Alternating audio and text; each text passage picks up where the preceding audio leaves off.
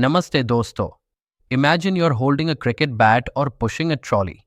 You not only need to know how strong the force is but also in which direction you apply it. That's exactly where the idea of vectors jumps into the game.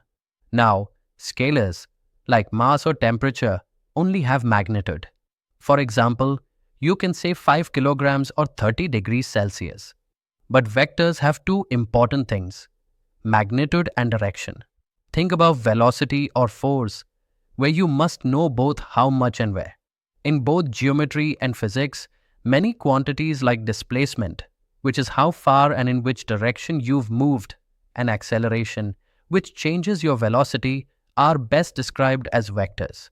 This helps us do clear, direction-based calculations, much simpler than dealing with messy numbers and angels separately. When we treat vectors algebraically, we can represent spatial relations, rotations, and even projections using coordinated systems like Cartesian axis. This algebraic approach organizes complex problems neatly. For example, an operation on vectors is no longer guesswork. It follows clear geometric laws. And here's a common vector expression you'll see. We write a vector A as a 1 times I hat, plus a 2 times j hat, plus a 3 times k hat. Spoken out loud, that's vector A equals A1 I hat plus A2 j hat plus A3 k hat.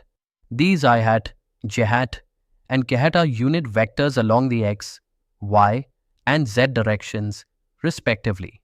This notation helps us represent vectors compactly and do math with them easily.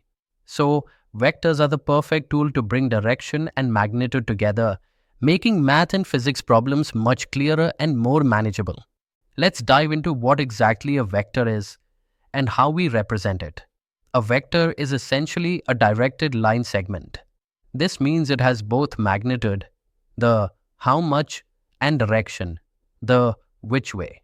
We often denote a vector as a bold letter with an arrow on top, like vector A, or as an arrow from point A to point B, written as arrow AB.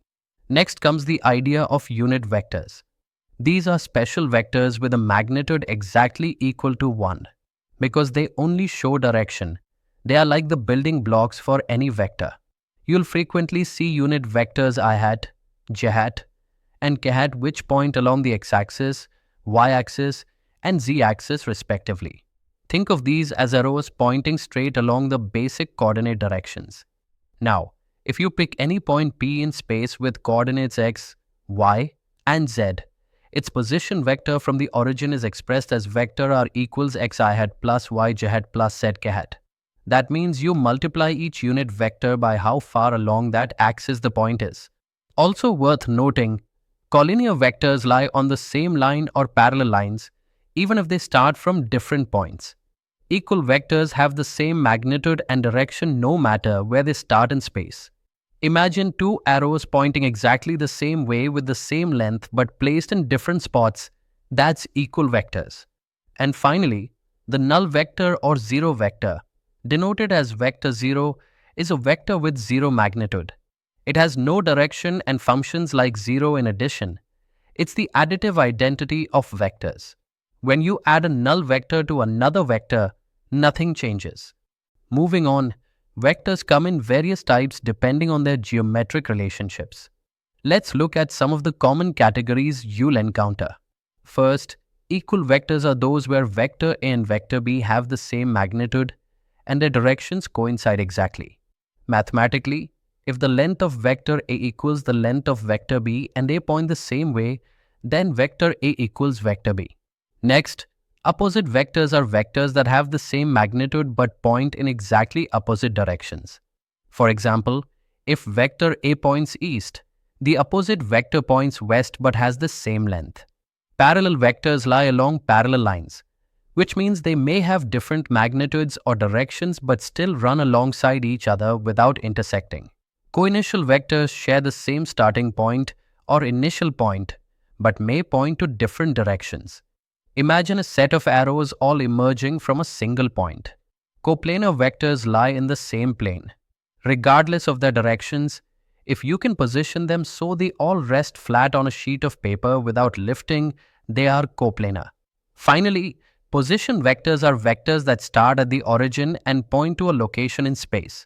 These are crucial for addition of vectors, which we usually do using the head-to-tail rule or the parallelogram law.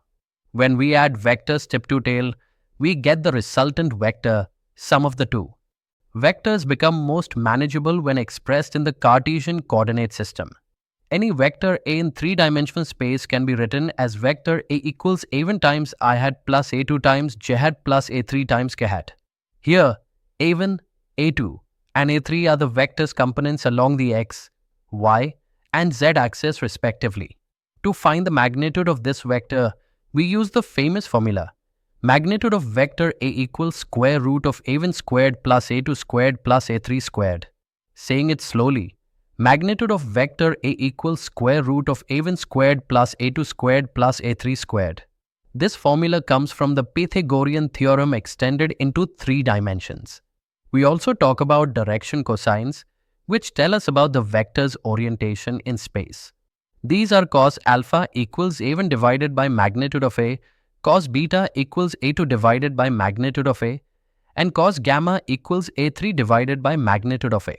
In words, cos alpha equals A1 over the magnitude of vector A, and similar for beta and gamma. These angles alpha, beta, and gamma measure how much the vector points along each axis. To check if two vectors are equal, it's enough to compare their Cartesian components. If A1 equals B1, A2 equals B2, and A3 equals B3, then vector A equals vector B exactly.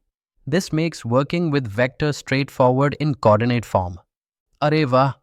Let's quickly wrap up what we've learned about vectors. First, remember the two types of quantities around us, scalars and vectors. Scalars have only magnitude, like temperature, but vectors have both magnitude and direction, like velocity. Vector notation is key. We write any vector A as A1 times I hat plus A2 times J hat plus A3 times K hat. That compact form helps us handle vectors easily. The magnitude of vector A is given by the square root of A1 squared plus A2 squared plus A3 squared, a combination of its parts along x, y, and z directions. And the big takeaway, vectors always have magnitude and direction. Using coordinates makes calculations simpler. And to say two vectors are equal, their components must match exactly. Soch ke dekho. Vectors help us describe and compute all kinds of physical and geometric situations with both direction and length. Excellent beta. Keep these ideas strong, because vector algebra is a foundation you'll build on throughout your physics and mathematics journey.